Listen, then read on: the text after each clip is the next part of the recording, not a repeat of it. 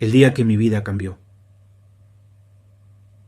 El 19 de octubre de 2014 es un día que nunca olvidaré, porque es el día en que mi vida cambió. No quería que mi vida cambiara, no había planeado que mi vida cambiara, pero mi vida cambió. Fue inesperado y no deseado, inesperado y fuera de mi control. No lo vi venir. A veces los grandes cambios vienen acompañados de advertencias. A veces se pueden ver las nubes oscuras en el horizonte. A veces es un sentimiento extraño o un pensamiento ansioso que te alerta de algo que está a la vuelta de la esquina. Pero estaba totalmente sorprendido y completamente desprevenido para lo que estaba a punto de llegar a mi plato. Estaba en un viaje ministerial y comencé a tener algunos síntomas menores, pero eran lo suficientemente mínimos como para que no tuviera ni idea de lo que estaba por venir. Pero como ya no soy un recién graduado de la universidad y estoy en la edad en la que es importante prestar atención a los mensajes que te envía tu cuerpo, llamé inmediatamente a mi médico cuando llegué a casa. Sugirió que, como vivo en Center City, Filadelfia, a solo un par de cuadras de un hospital enorme, fuera allí y hiciera que me revisaran. Me aseguró que no parecía algo de qué temer y que probablemente me examinarían y me enviarían a casa.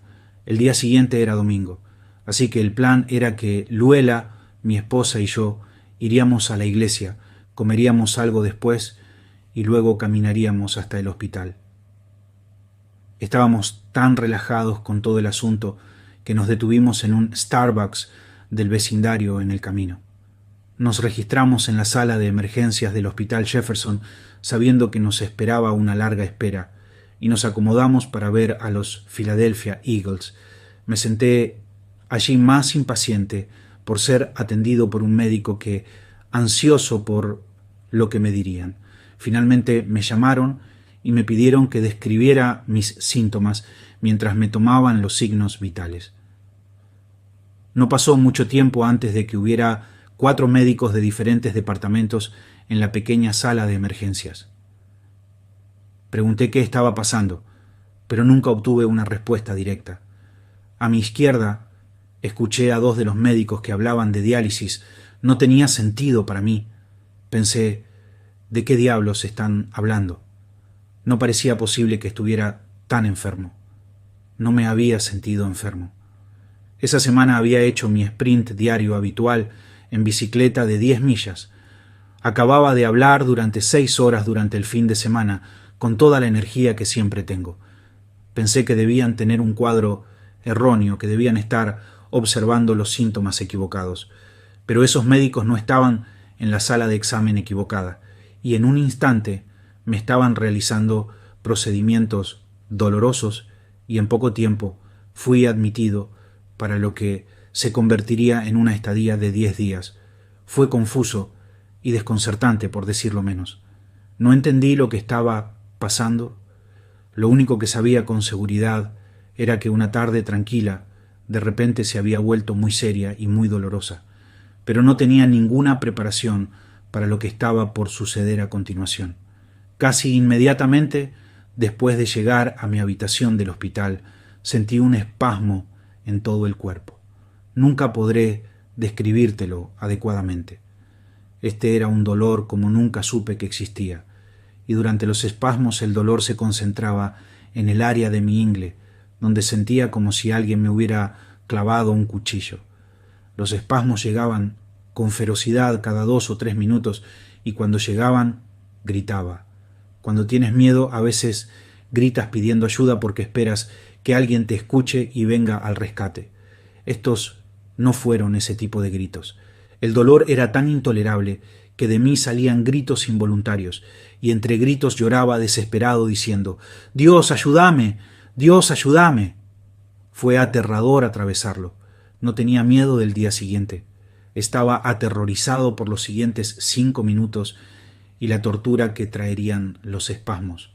Grité durante 36 horas y, mientras gritaba, no podía entender por qué alguien en el hospital no me ayudó.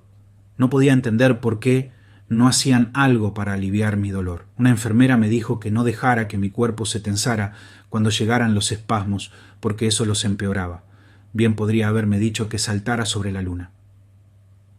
Cuando llegaron los espasmos, perdí toda capacidad de controlar mis respuestas físicas. Después de un espasmo particularmente horrible y más largo de lo habitual, entre lágrimas miré a Luela y le dije que quería morir. Solo quería que la tortura terminara, y parecía imposible que alguien no pudiera hacer algo para ayudarme con mi dolor. Y para agravar mi dolor estaba la confusión. No tenía idea de lo que me estaba pasando. No tenía idea de cómo había pasado de un relajante chai con Luela en Starbucks esa tarde a esta horrible escena. No tenía idea de lo que estaba sucediendo en mi cuerpo que de alguna manera pudiera darle sentido a todo esto. Y no tenía idea de lo que los médicos estaban haciendo entre bastidores para lidiar con lo que estaba pasando dentro de mí.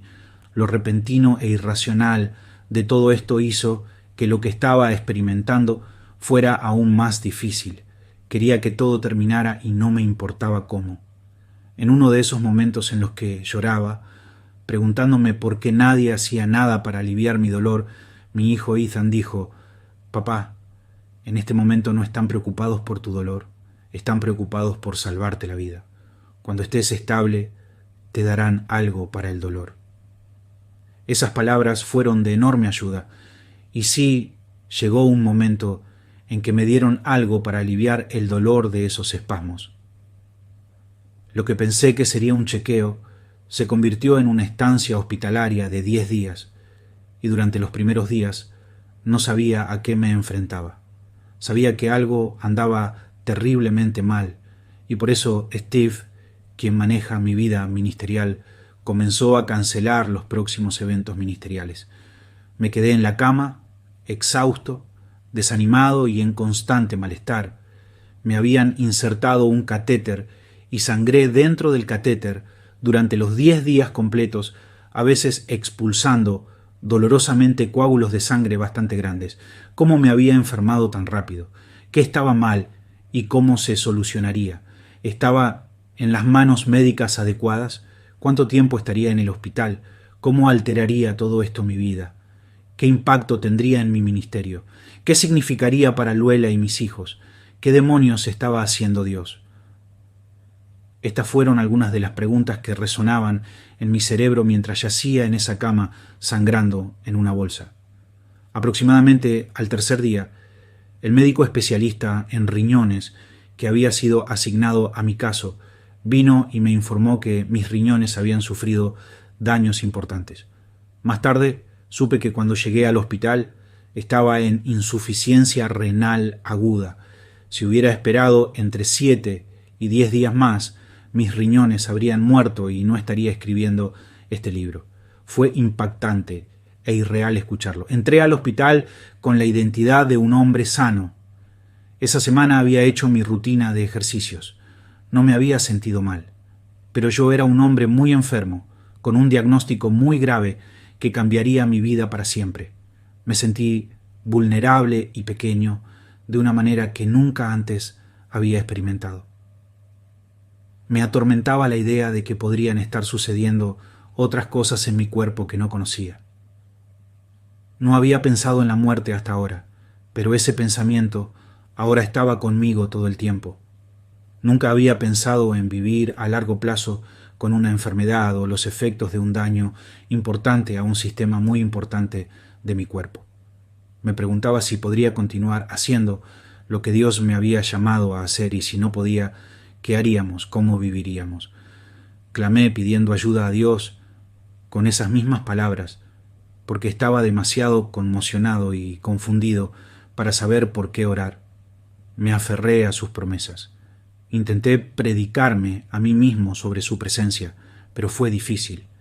En medio de la noche fue difícil cuando la enfermera vino a cambiarme la bolsa de suero, mientras permanecía despierto en la oscuridad para controlar mis pensamientos. Luela dormía en la silla a mi lado, y yo tomaba su mano y lloraba. Ni siquiera sabía por qué lloraba. Las lágrimas acaban de llegar. Cuando finalmente me dieron el alta del hospital, todavía era un hombre muy enfermo. Salí del hospital con un catéter y una bolsa atada a mi pierna. El aparato hacía que resultara incómodo sentarse, dormir o caminar. No estaba acostumbrado al aparato, así que hice un desastre asqueroso. Todo fue mortificante y un poco deshumanizante, pero creo que Dios es bueno e hice todo lo que pude para correr hacia su bondad y no alejarme de ella.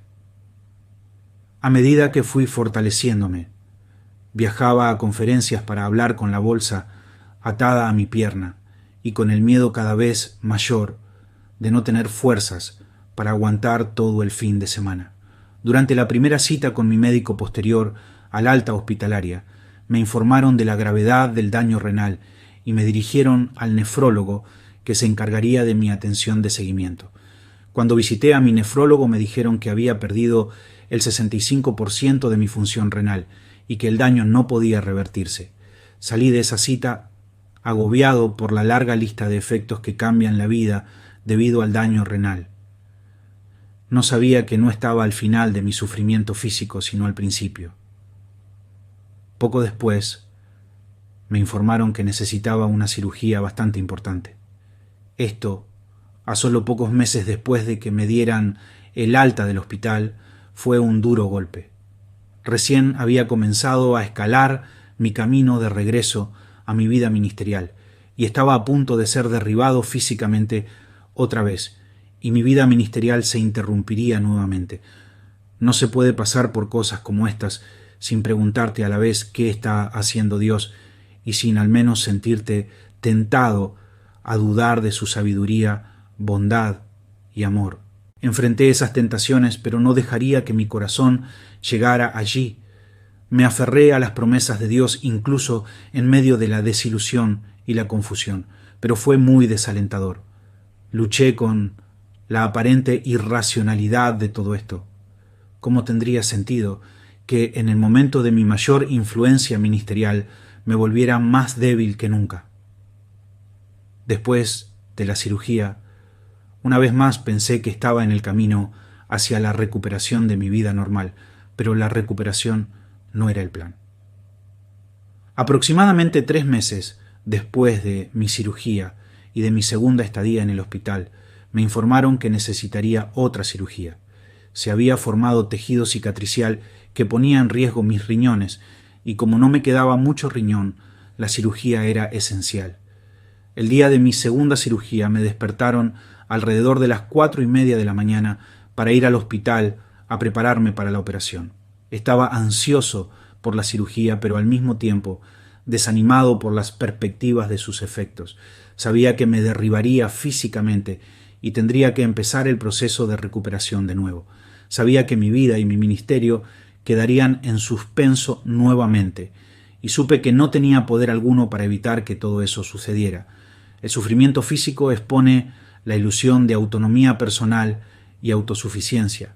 Si usted o yo, si tuviéramos el tipo de control que creemos tener, ninguno de nosotros pasaría por algo difícil. Ninguno de nosotros elegiría estar enfermo. Ninguno de nosotros elegiría experimentar dolor físico.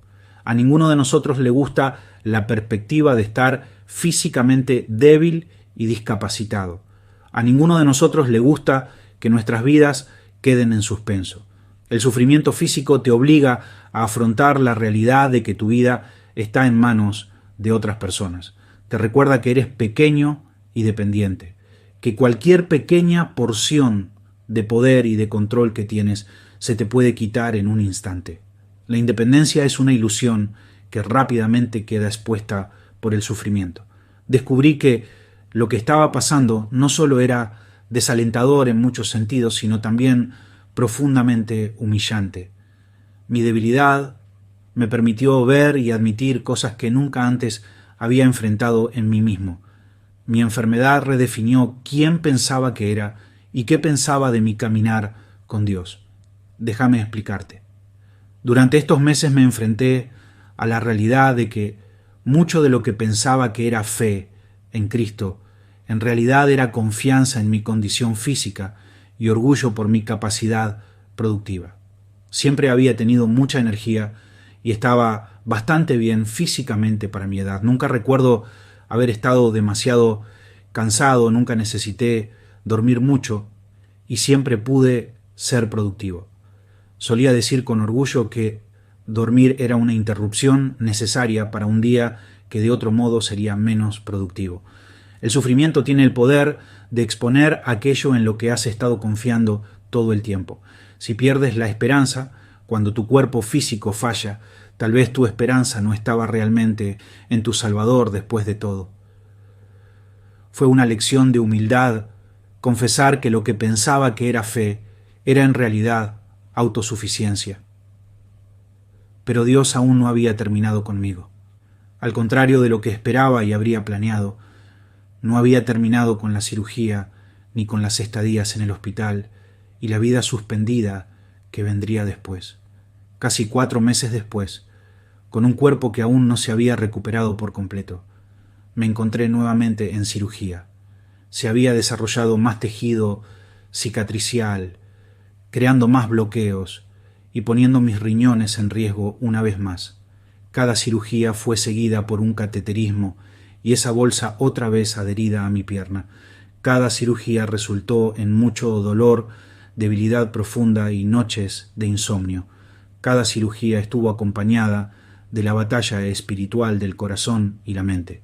Cada cirugía fue seguida por todas las tentaciones que saludan a todos los que sufren en este mundo roto. Cada vez recordé que el sufrimiento es una guerra espiritual. La mejor manera de caracterizar mi desánimo en ese momento es con algo que le dije entre lágrimas a Luela más de una vez. Lo único que quiero es que Paul regrese. El viejo Paul es lo que anhelaba, el que tiene una energía infinita y un cuerpo que funciona sin asistencia médica. Quería al viejo Paul que pudiera lidiar con una agenda ridículamente ocupada y nunca sentirse estresado o cansado. Odiaba estar enfermo, débil y cansado, y odiaba el hecho de no poder liberarme del ciclo de cirugías en el que estaba atrapado. No odiaba a Dios, no descarté mi teología, y no llevé a Dios al tribunal de mi juicio para cuestionar su sabiduría y amor, pero luché por aceptar lo que se me había puesto en el plato. No me veía bien, no me sentía bien, y tenía poca energía para hacer las cosas que Dios me había llamado a hacer. Tenía intención de dedicar algunas horas a escribir, pero muchos de esos días me levantaba con tan poca energía de cuerpo y mente que lo único que podía hacer era sentarme en una silla. Pasaba el día durmiendo siestas, algo que nunca antes había hecho. Solía burlarme de la gente que no podía arreglárselas sin su siesta diaria. Ahora esperaba con ansias mi siesta. Todo fue muy desorientador y desalentador. No reconocía a la persona en la que me había convertido y no podía identificarme con el nivel de incapacidad que sentía. Mientras todo esto me invadía, recibí más malas noticias. Necesitaría otra cirugía. Acortaré la historia aquí. Seguí necesitando cirugía tras cirugía hasta que tuve 6 cirugías en 2 años. Mi cuerpo nunca tuvo tiempo suficiente para recuperarse. La debilidad se acumulaba sobre la debilidad, los síntomas se acumulaban sobre los síntomas y la guerra interna hacía estragos. El cuerpo de nadie puede tolerar una cirugía tras otra en la misma zona anatómica. Me preguntaba si, en el intento de salvar mis riñones, otras partes de mi cuerpo estaban sufriendo daños irreparables. Mi 6ª cirugía fue la más grande y difícil hasta ahora. Mi cirujano había evitado realizar esta cirugía porque era muy invasiva y dolorosa y sería seguida por un periodo de recuperación largo y difícil, pero estaba claro que era necesario hacerlo.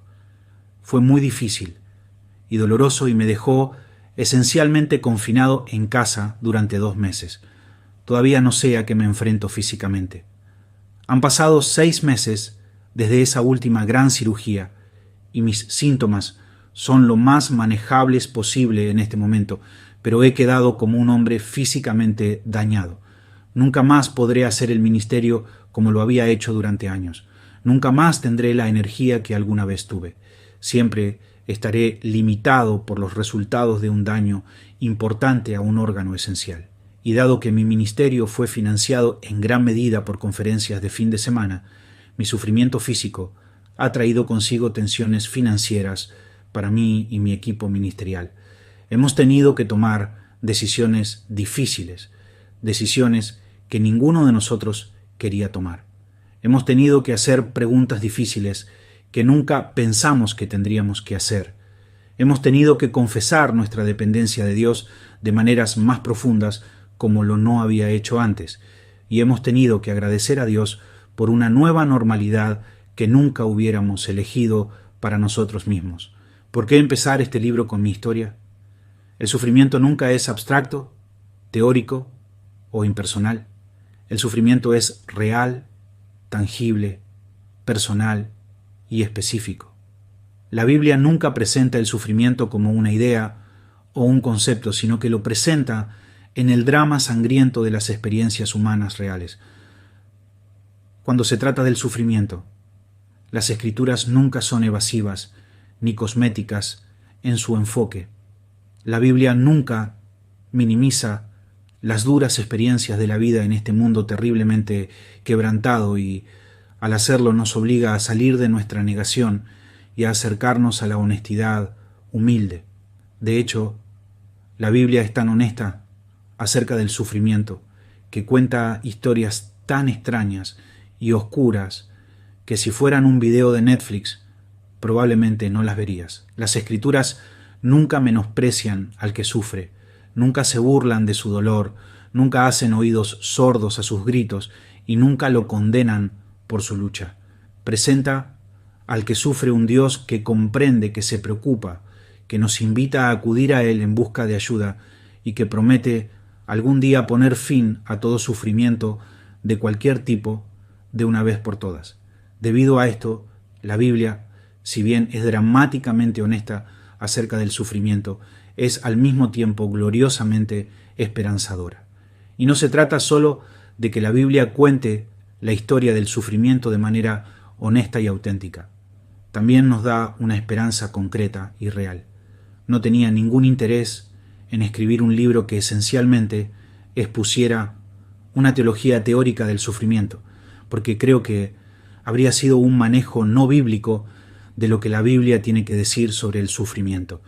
Toda la discusión sobre el sufrimiento se hace a pie de calle, donde el barro y la sangre del sufrimiento salpican y de alguna manera nos manchan a todos. Por eso les he contado mi historia, una historia que sigo viviendo cada día. La semana pasada pasé una noche sin dormir de verdad. La debilidad se apoderó de mí y recordé que mi sufrimiento no ha terminado porque algunos sistemas de mi cuerpo están irreparablemente dañados. Quiero que este libro viva donde viven los que sufren, que hable de los gritos de los que sufren y que aborde prácticamente las cosas a las que se enfrenta todo paciente. Así que este libro colocará la hermosa, honesta y esperanzadora teología del sufrimiento, que es un tema central de la historia redentora en el contexto de la historia de un paciente real. Hermosas verdades serán presentadas y comprendidas en conexión con el dolor y la lucha humanos reales. Recuerde que la teología del sufrimiento en las Escrituras nunca es un fin en sí misma, sino que está diseñada como un medio para alcanzar el fin de un consuelo real, una dirección real, una protección real, una convicción real y una esperanza real. Esta forma concreta de abordar lo que enseñan las Escrituras nos aleja de los tópicos y la negación, y nos aleja de la comprensión y la franqueza concretas. Si estás sufriendo ahora, te invito a emprender este viaje conmigo. Mi esperanza es poder darle palabras a tu lucha y descanso en medio de tu dolor. Si no estás sufriendo ahora, mira a tu alrededor, porque alguien cercano a ti sí lo está. Y este libro te introducirá en su experiencia y te ayudará a saber lo que es amarlos, caminar con ellos y ayudarlos a soportar esa carga. Y si no estás sufriendo ahora, algún día lo sufrirás. De alguna manera o de otra, el sufrimiento entra por la puerta de todos. A veces lo ves venir y otras veces te toma por sorpresa. Pero vendrá porque somos personas imperfectas que nos infligimos sufrimiento unos a otros y todos somos incapaces de escapar por completo del quebrantamiento del mundo que es nuestra dirección actual. Debido a la asombrosa sabiduría práctica de la palabra de Dios, la gloria de la presencia y el poder de Dios y la realidad de las misericordias que son nuevas cada mañana, no tenemos que huir de este tema. Podemos mirarlo a la cara con corazones abiertos y expectantes. Recuerde que la esperanza de la redención no está reservada solo para la eternidad, sino que es una esperanza real, viva y presente. Esta esperanza tiene sus raíces en el hecho de que tu Señor está en ti, está contigo y está para ti aquí y ahora. Y esta verdad cambia radicalmente la forma en que entendemos, experimentamos y respondemos al sufrimiento que se nos ha presentado o que seguramente se nos presentará. Entonces, con la valentía del Evangelio, sigue leyendo, sabiendo que no hay valle de sufrimiento tan profundo que la gracia de Dios en Jesús no sea más profunda. Sección de repasar y reflexionar 1. ¿Cómo ve la providencia del Señor en la crisis de salud de Paul Tripp? 2. Pablo habla de aferrarse a las promesas de Dios y clamar por su ayuda. ¿Cómo ayuda a tener comprensión y creencia en Dios en tiempos de sufrimiento? 3. Paul Tripp afirma que las Escrituras nunca menosprecian al que sufre. ¿Cómo te anima eso? 4. ¿Alguna vez has considerado que, en esencia, el sufrimiento es una guerra espiritual? 5. Cuando oras para que tu esperanza esté arraigada en el hecho de que tu Señor está en ti, está contigo y está por ti aquí y ahora, ¿cómo puedes mirar el sufrimiento de manera diferente? Versículos para reinicio del corazón. Salmo 13 del 1 al 6, Salmo 27 del 1 al 14, Isaías 43, 1.